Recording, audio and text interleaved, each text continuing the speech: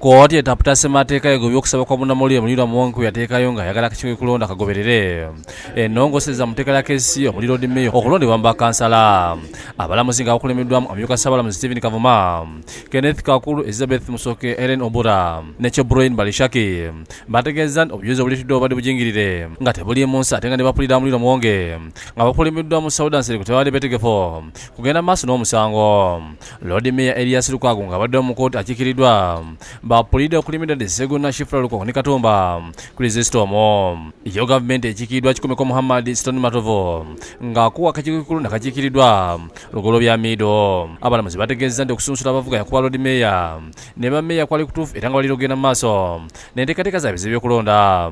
Valwa Kooti Segona ategeeza nti bo babadde bakiikiddewo nti omusango gwakugobwa kuba obujulizi obulondoola Muliro Muwonge tebuliimu nsa. Omusango gwa Mwami Muwonge bagugobye olw'ensonga nti teyeetegereza era teyagobera amateeka nga akuleeta mu kkooti teyalayira ng'etteeka bwe ligamba, yafojinga oba yajingirira omukono gwa Commissioner for Horse, Commissioner Mukyala Nsereko kintu n'akigaana. Ate Lukwago yeebazizza ekitongole ekiramuzi okuyimirira ku mazima n'ategeeza nti wagenda maaso n'enteekateeka ze ez'okuddamu okuwangula akalulu. Commissioner for Horse gwe bagamba nti ya commissioning empapula Saudan Nsereko nga baga nti nze ne Muliro Muwonge okubogerako simulabangako sayininga nga mpapula ze n'ebipapula ebimu nga tekuli dates n'ebirala nga babikola mu ngeri ya kimpatira yakupakuukirira ng'ebintu ebifujinga bwe bibeera.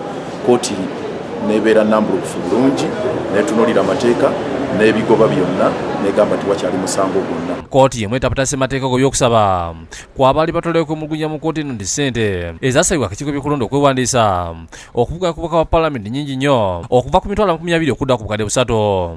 Ekitalo nnyeri abavubuka n'abakyala n'abalema wamu n'abaavu kuba Uganda nsi y'abantu baavu abatasobola kubanga bejja miliyoni 3 ezo bagende basasule kubanga beesimbawo mu byobufuzi bya Uganda. Kyakutya babavuganya so nga ate buli muntu alina okwewaayo okuvuganya. Omulamuzi Remi Kasula akubadde emitambo ategeeza nti ng'okusunsula bwe kulina okugenda mu maaso. Agambye nti okusaba okwasiddwayo abantu okuli Idi Ouma ne Paul Sembajwe n'ab'ekibiina kya Conservative Party okuyimiriza okwewandiisa okutandika enkya kuyinza okuviira okulonda kwonna okutaatagana mu ggwanga.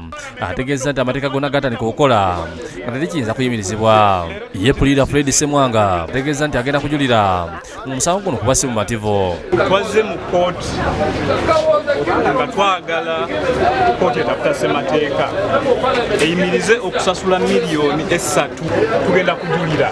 Ate bo awawabira akakiiko ka NRM okuva ebuvanjuba bw'eggwanga bawangudde omusango olw'okulangirira Dorothy Akweri okubanga agenda okukwata ekibiina kya NRM bendera okukiikirira avuka mu kitundu ekyo. Omulamuzi ategeeza ng'okulonda Akweri bwe kutaagoberera amateeka.